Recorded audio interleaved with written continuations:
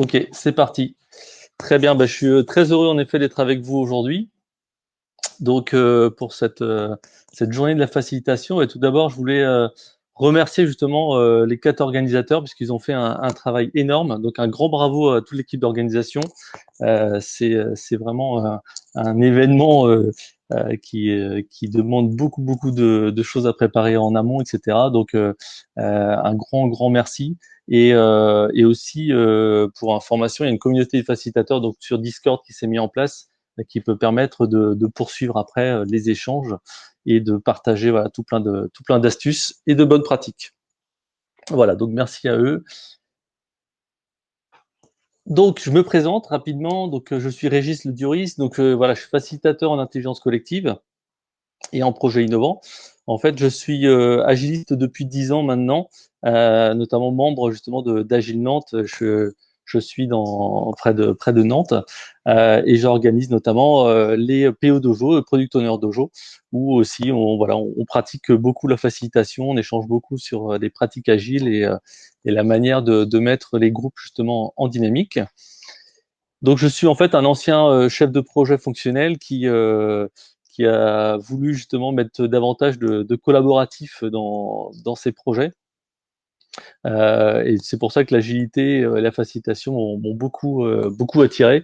Et je baigne dans cet environnement, dans cet univers depuis maintenant 10 ans. Et depuis 4 ans, surtout, beaucoup de facilitation en prenant un poste justement sur l'amélioration continue, où j'ai accompagné en fait tout type de sujets et d'équipes dans ma dernière entreprise, des équipes de recherche et développement, des achats, supply chain, etc., etc. Et tout type de problématiques. Donc voilà, une expérience assez riche depuis 4 ans et depuis septembre dernier. Donc je suis indépendant. Donc j'essaye d'activer justement l'intelligence collective dès que j'en ai besoin, dès que je trouve que c'est pertinent. Et donc aujourd'hui, voilà, je voulais vous proposer justement un retour d'expérience sur une facilitation que j'ai menée, qui permet de partager des bonnes pratiques sur la préparation, qui à mon sens est quelque chose de vraiment très important. Alors pour débuter, je vous propose quelques questions, 2 questions pour se mettre dans le sujet justement. Donc j'attends vos réponses dans le chat. J'espère que vous avez pu vous connecter à Twitch. Première question serait donc, voilà, quelle activité compose la préparation d'un atelier pour vous? Donc, si vous pouvez répondre dans le chat de Twitch, quelles sont pour vous les activités qui composent la préparation d'un atelier? Bonjour Delphine. Le besoin, en effet. Les 7P, qui est une des pratiques. On en parlera peut-être un tout petit peu tout à l'heure. Identifier le résultat attendu à la fin, en effet. Donc, comprendre le besoin, c'est essentiel donc, dans tout type de demande, de projet, etc. Le choix du type d'animation, en effet. Le choix du type d'animation en fonction du résultat attendu qui était proposé par Mathieu. Déterminer le livrable. Le livrable, ça peut être aussi dans le fond et comme dans la forme. Le filage, voilà. Moi, je vais parler de déroulé, filage, les différents termes qui existent. Définir le design de l'atelier, voilà, exactement. Pensez à demander le feedback à la fin de l'atelier aussi, c'est intéressant.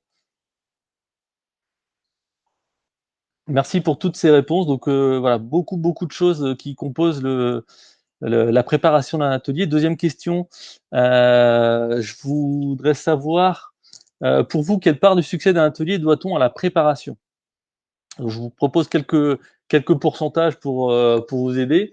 Est-ce que la préparation aide à 0% le succès d'un atelier, 20%, 40%, 60%, 80%, 100%?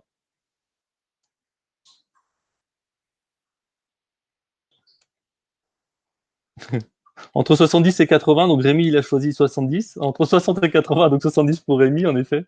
60, 80. Ouais, on est sur des pourcentages, en effet, assez hauts. Je vous donnerai ma réponse tout à l'heure. et aussi un autre retour justement d'un autre coach agile. Voilà, il y a des 40-50, on verra tout à l'heure la réponse. En tout cas, la préparation, on va dire, c'est au moins la moitié euh, du succès d'un atelier. Alors, je veux bien discuter avec toi, Lionel, sur les 10%. On prendra un petit moment pour discuter après. Euh, En fait, peut-être que ça vous est déjà arrivé, vous, en tant que facilitateur, quand on vous demande d'animer une réunion comme ça au pied levé, soit juste avant, une demi-heure avant, hop, tiens, il y a une réunion à animer, ou même voir en live, vous êtes à une réunion, la réunion, elle se passe pas très très bien, dire, tiens, Régis, tu pourrais animer la réunion, là, tu nous sors une petite pratique, un petit chapeau de Bono, speedboat, là, puis hop, on est parti, et puis on y va. Bah, en général, pour moi, c'est pas une grande réussite. Je suis pas, l'improvisation, c'est pas ma plus grande qualité. Donc, je sais pas pour vous si vous arrivez à obtenir des bons résultats comme ça, mais en général, le résultat, il n'est pas franchement à la hauteur des attentes et ça pourrait même déjouer un peu l'intelligence collective. Donc, l'improvisation, même en elle-même, elle nécessite de l'entraînement, elle nécessite de la préparation et la facilitation. Clairement, il faut aussi de la préparation pour justement obtenir une bonne qualité d'intervention, une animation fluide. Et c'est pour ça aujourd'hui que je vais vous proposer justement, via un retour d'expérience d'une facilitation assez délicate, quelques bonnes pratiques à partager, à emporter avec vous. Puisque comme voilà, comme vous voyez écrit là, le facilitateur n'est pas un super-héros. Il y a un bel article de Jean-Claude Grosjean sur son blog Quality Street qui parle de ça, notamment de la préparation. Et voilà, c'est vraiment tout un travail, des compétences, un rôle, etc. Plein de choses qui sont très importantes pour la réussite d'un atelier. Donc je vais maintenant rentrer dans le vif du sujet, donc en vous brossant justement le contexte de la demande pour bien que vous compreniez dans quel cadre j'ai facilité cet atelier. Donc nous étions en fait une équipe de 3 personnes voilà, en amélioration continue rattachée à la RH, et ma responsable d'équipe, du coup, elle a reçu une demande d'accompagnement justement sur une problématique de contrat pour les saisonniers en production pendant la forte période estivale. Et donc voilà, sujet assez stratégique pour l'entreprise parce que faut bien gérer la saison. C'est vraiment une période assez critique pour l'année, pour l'activité. Alors ce qu'il faut savoir, c'est que ce sujet-là des contrats a déjà été adressé il y a quelques années, plutôt en mode classique avec voilà des réunions, des échanges d'emails, consultations de conseils d'avocats, etc. Qui avait abouti aussi à une solution, mais plutôt une solution de contournement en fait, parce que celle-ci, elle générait de la charge, elle générait aussi des échanges, des mécontentements entre les équipes justement de production et les équipes RH. Donc c'était vraiment un sujet de tension, on peut dire récurrent entre les équipes. Cette solution de contournement n'était pas satisfaisante.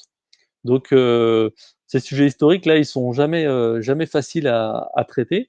Euh, et on voit aussi que, en fait, ces deux équipes avaient vraiment un quotidien très différent, puisque du coup, d'un côté, on a des assistantes de production qui sont vraiment proches des lignes de fabrication, euh, avec du coup, voilà, un besoin de réagir très vite à l'organisation, bouger les lignes, etc., bouger les équipes en fonction, remonter une équipe s'il y a des nouveaux besoins, des nouvelles commandes. Voilà, un travail en 3-8 pendant la haute saison, etc. Et des équipes RH bah, qui sont plutôt voilà, des équipes de support, travaillant dans un contexte de bureau, dans un autre bâtiment, avec des horaires en 8h, 17h, de façon assez classique pour une équipe RH. Et donc, deux équipes qui collaborent très bien ensemble au quotidien et plutôt au téléphone. Et donc, voilà, qui se voient pas, par contre, qui sont pas dans le même bâtiment, et donc avec des contextes différents qui amènent probablement des compréhensions différentes. Dans le contexte, il y a aussi mon cas personnel, puisque je venais d'intégrer justement ce poste de coordinateur amélioration continue, donc j'étais en période d'essai. Et la réception d'une demande, c'est toujours un mélange d'émotions entre à la fois enthousiasme et stress. l'enthousiasme de prendre en charge un nouveau sujet, de découvrir un nouveau domaine, de rencontrer de nouvelles personnes. Donc c'est vraiment intéressant. Avec ce défi aussi de se dire: «Tiens, ben, on va montrer aussi que l'intelligence collective a des très bons résultats et peut-être de meilleurs résultats que le mode classique, de réunion». Donc il y a toujours cette volonté de mieux faire et ce stress aussi, ben, de sujets stratégiques, sujet important à résoudre, il est gênant pour les équipes et avec, bah, ma hiérarchique, donc la DRH dans les participants, aussi une autre personne de la RH, plus 5 responsables industriels qui, voilà, qui ont des convictions fortes sur les différents sujets. Donc il faut essayer de combiner tout ça et aussi pour la première fois, j'allais, faciliter avec une personne extérieure, à l'entreprise, une avocate, qui venait donc, fournir ses conseils. Donc, voilà, tout ça faisait que le contexte était, assez particulier, un beau challenge à relever et donc pour moi, une recette à trouver pour que ça fonctionne et qu'on atteigne les objectifs. Trouver la recette la plus adaptée. Donc on est sur le thème, je vous ai mis, en arrière-plan, une cuisine, on est sur le thème de la recette de la cuisine et du bon plat. Et clairement, j'avais besoin justement d'avoir une préparation aux petits oignons pour, réussir à atteindre l'objectif, grâce à l'équipe. Donc classiquement, en fait, j'ai réalisé un 1er cadrage. Donc, avec un certain nombre de questionnements, notre grille de questionnement assez classique qu'on peut retrouver avec le QQCP, globalement. Donc je cadre avec, la manager, de l'équipe RH, contrat et qui me permet de collecter justement, bah, tous les éléments de contexte, les besoins, les objectifs qu'on voyait tout à l'heure. Donc les 7 P pourraient être aussi une autre pratique, qui permet de faire ça. Cet échange-là, il me permet enfin, il met en évidence le caractère délicat du sujet, justement avec le côté historique et cetera. Mon interlocutrice m'alerte un peu là-dessus, donc très bien. Voilà que c'est un sujet important à traiter pour faire avancer, l'entreprise et continuer à avoir une bonne collaboration et donc pour moi, c'est aussi, une prise de conscience que, il va falloir vraiment que la préparation soit au top pour atteindre l'objectif.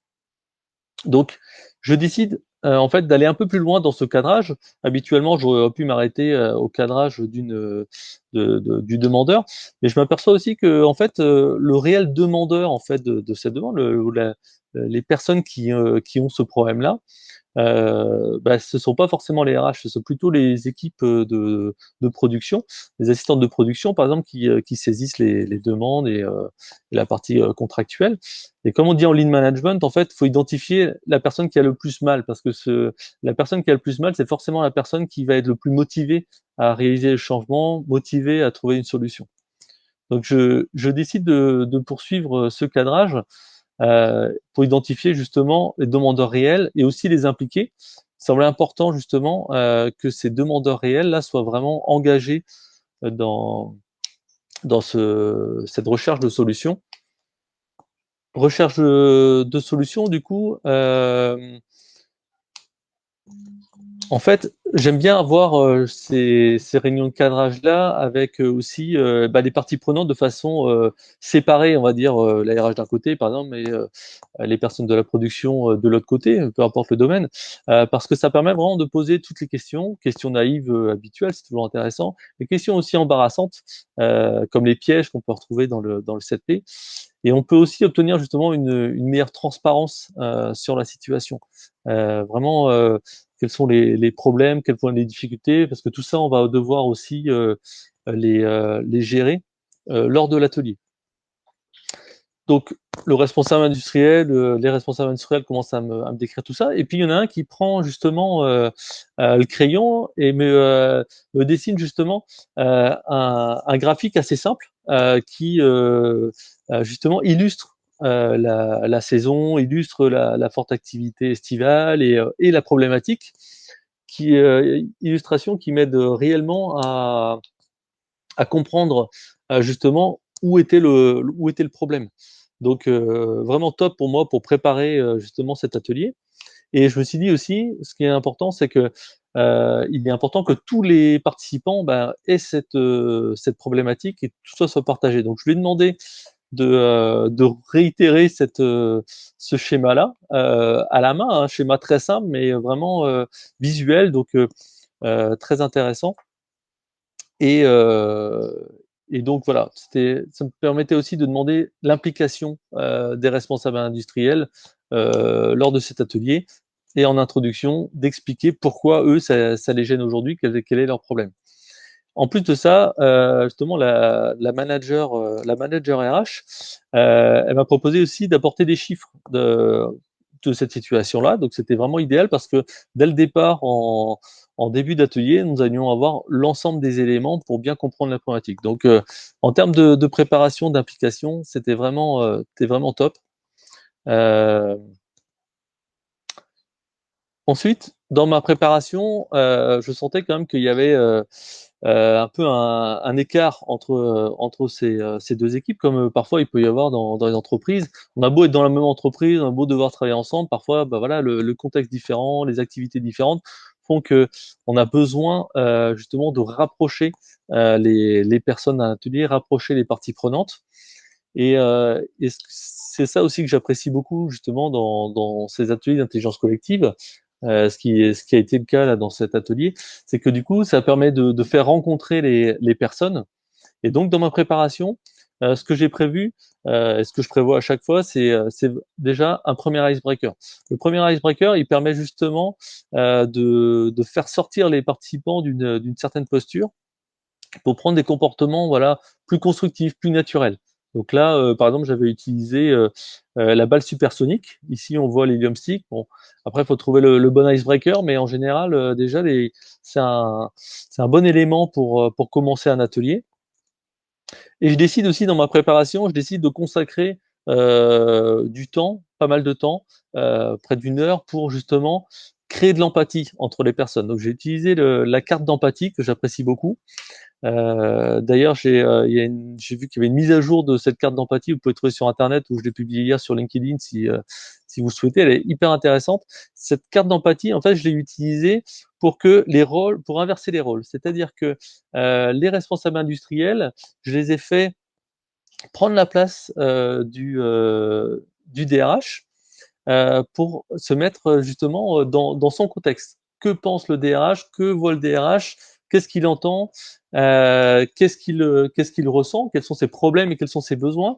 Et donc le responsable industriel, quelque part, il va sortir de sa position de production pour se mettre à la place de l'autre. Et donc comme ça, j'ai créé 3 groupes, donc heu, persona DRH, persona responsable industriel et persona salarié. Donc le persona DRH était travaillé par, les responsables industriels.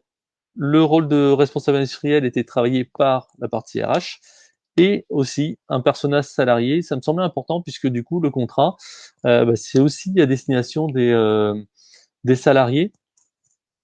Et donc ça me semble aussi important que même quand on est en interne, dans une entreprise, quand on est RH et cetera, responsable, on se mette à la place des personnes qui vont recevoir ce contrat. Est-ce qu'on va le recevoir à temps? Est-ce qu'il est compréhensible et cetera?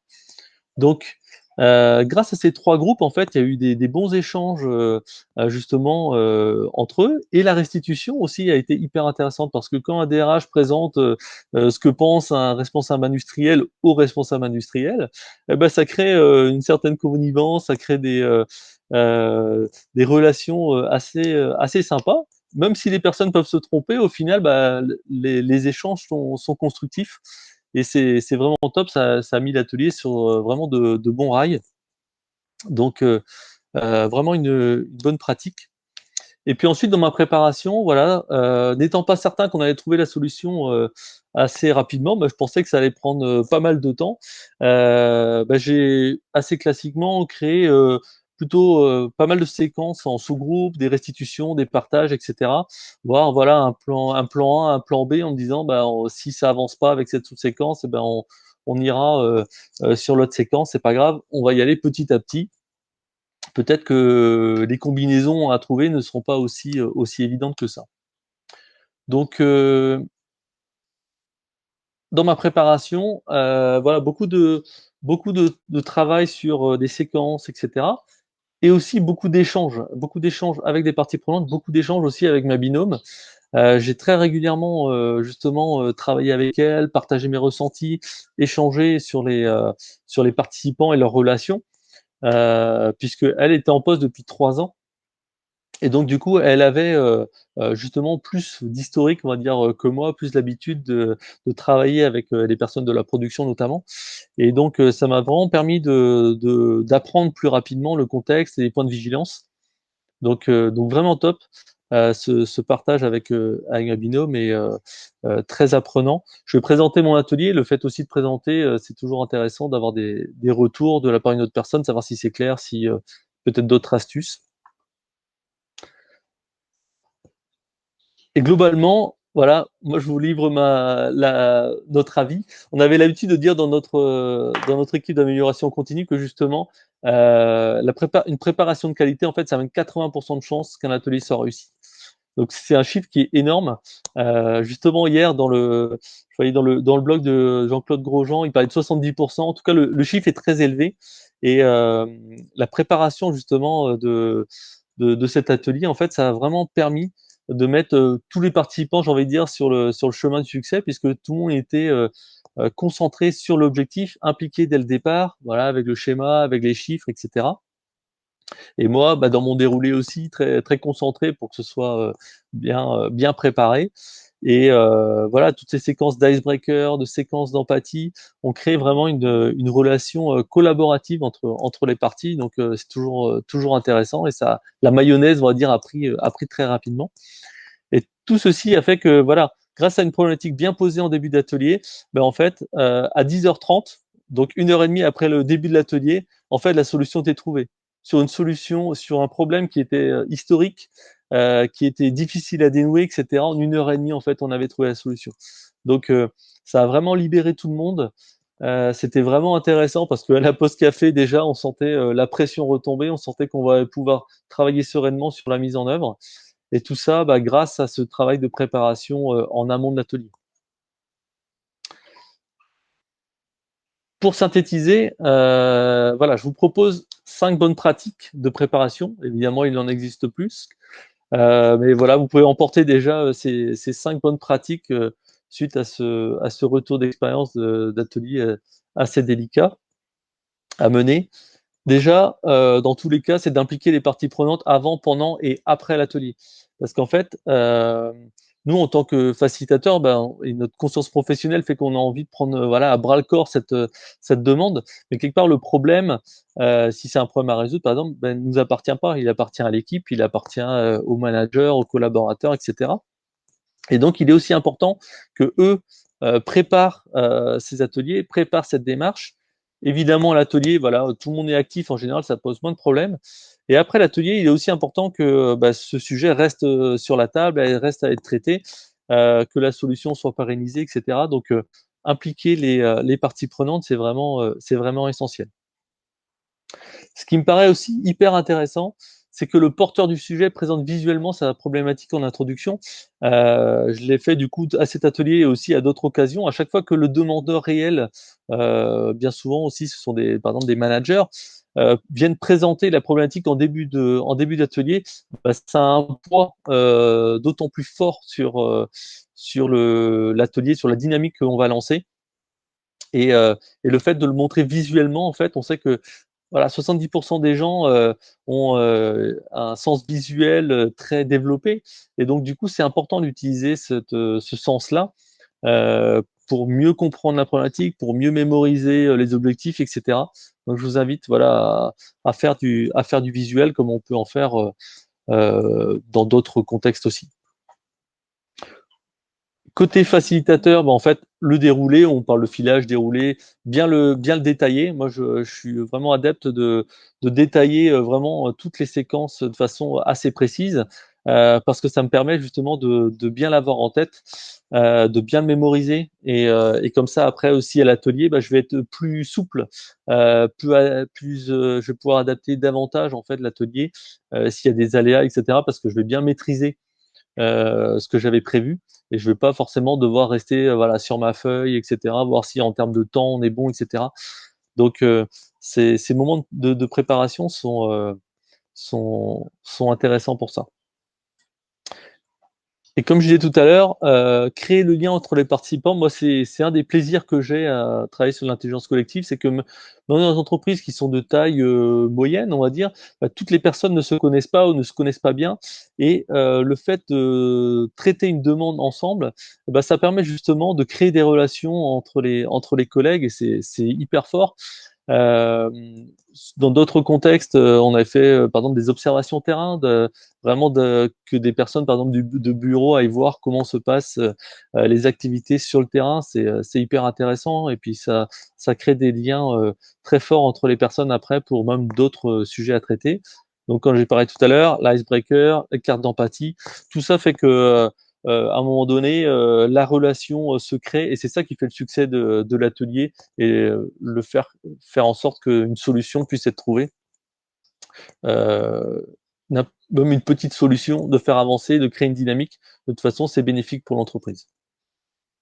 Et comme je disais tout à l'heure, voilà, partager son déroulé avec un autre facilitateur. Voilà, moi, je suis convaincu du travail en binôme. Donc, partager son déroulé, ça peut être avec un collègue, ça peut être avec un manager, ça peut être avec un autre facilitateur d'un autre domaine, par exemple, d'un autre département. De toute façon, ce qui est intéressant, vous l'avez peut-être vécu aussi, c'est que même le fait d'exprimer à haute voix son déroulé, en fait, on va voir et comprendre si le déroulé il est fluide ou s'il y a des petites choses qui sont bancales. Et ça, c'est vraiment intéressant parce que du coup, ben, l'atelier il va être d'autant plus facile si on sait que dès le départ, notre filage il est bon, il est de qualité et il est fluide. En plus, ce qui est bon pour le moral, ce qui est sympa aussi, c'est que de partager avec un facilitateur, bah, on a de nouvelles idées, on a des astuces, bah, comme on fait aujourd'hui, des nouvelles pratiques, etc., des points de vigilance sur lesquels on échange. Et ça, c'est vraiment top. Ça, Heureusement qu'il gère. l'apprentissage continue. Et pour finir, je voudrais citer justement Albert Einstein qui a cité, voilà, si j'avais 1 heure pour résoudre un problème, je passerais 55 minutes à définir le problème et seulement 5 minutes à trouver la solution. Et ben, dans le cadre de cette demande, c'est vraiment ce que l'on a réalisé et ça a vraiment marché puisque finalement, le temps passé en préparation a été beaucoup plus long que le temps à trouver la solution. Et c'était vraiment hyper agréable euh, de voir que bah, tout le monde était aligné sur la problématique, tout le monde était aligné sur la solution, que toutes les équipes vraiment étaient dans le collaboratif et que ça a vraiment même créé une relation au-delà de cette demande, puisqu'on a même lancé un deuxième atelier après sur une problématique proche, voilà, pour continuer de profiter, on va dire, de l'intelligence collective du groupe. Je vous remercie. J'espère que ça vous a plu. J'espère qu'elle vous sera utile et que, voilà, grâce aux choses que vous avez apprises aujourd'hui, vous allez progresser dans votre facilitation. Ce sera un plaisir pour moi d'échanger avec vous après, et puis de recevoir aussi vos retours. Donc, il y a un rôti qui est prévu. Comme c'est la première fois que je jouais cette conférence, elle est forcément améliorée. Donc, au plaisir de recevoir vos propositions d'amélioration. Notamment bah, via le Rôti Express qui a été lancé dans le chat. Normalement, justement, vous allez pouvoir cliquer sur le lien pour m'indiquer voilà, comment vous avez apprécié le, cette conférence. Hop, je vais remettre la diapo des 5 pratiques, si vous voulez. Tac, voilà, comme c'est demandé sur le chat. Et si vous avez des questions sur le chat, il doit nous rester quelques minutes, peut-être 3 minutes. Ah, tu as encore 5 minutes, Régis. Encore 5 minutes, super. Donc, si vous avez des questions, normalement, vous voyez la diapo des 5 pratiques, 5 bonnes pratiques de préparation.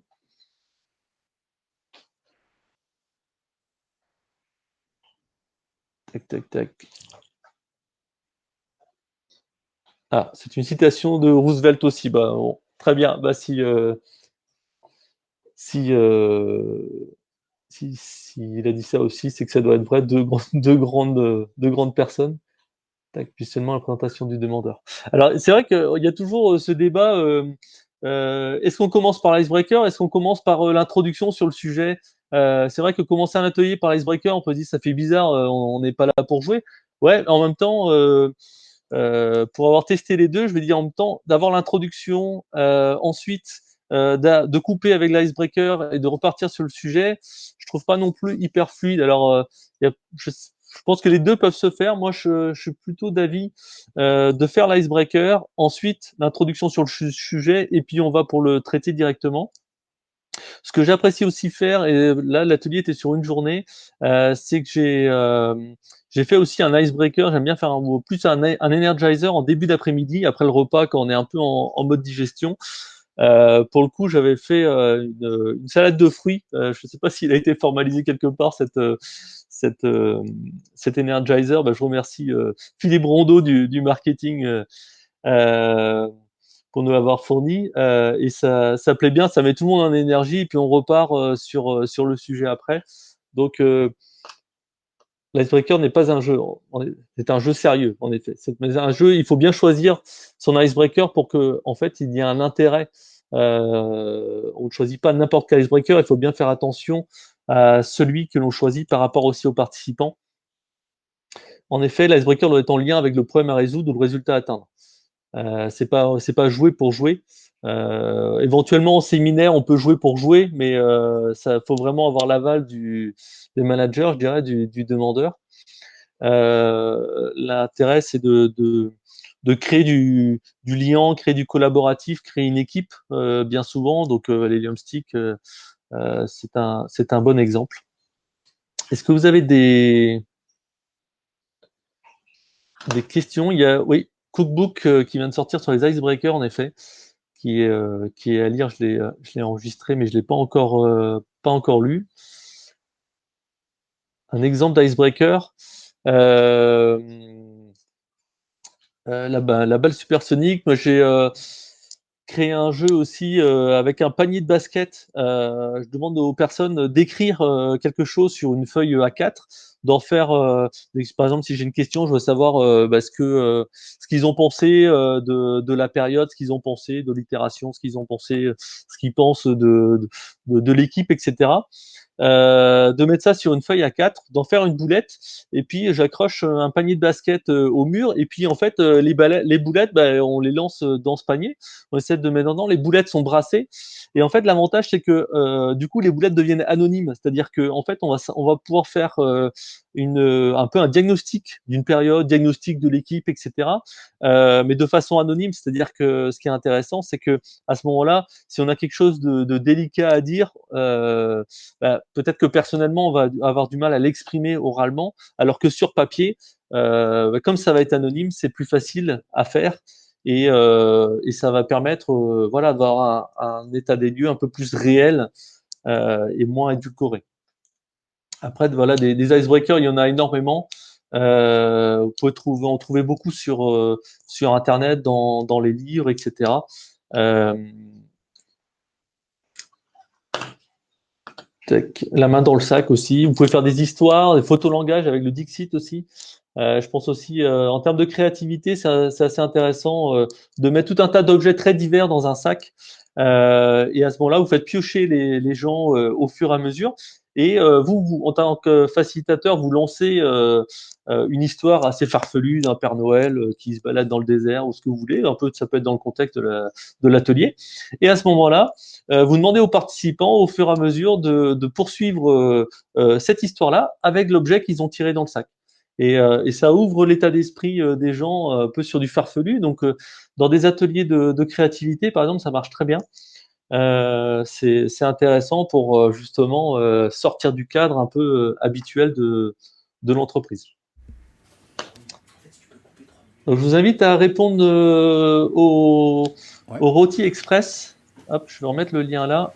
Pour ceux qui n'ont pas Twitch, je mets le lien ici. Je crois qu'on arrive à la fin du temps. Si Exactement. vous pouvez me faire un retour, voilà, sur ce rôti, ce serait génial. Donc rôti, c'est le retour sur le temps investi, savoir si la demi-heure que l'on a passé ensemble, vous avez a été apprenante pour vous, a été utile pour vous, et j'espère en tout cas que ça a été le cas.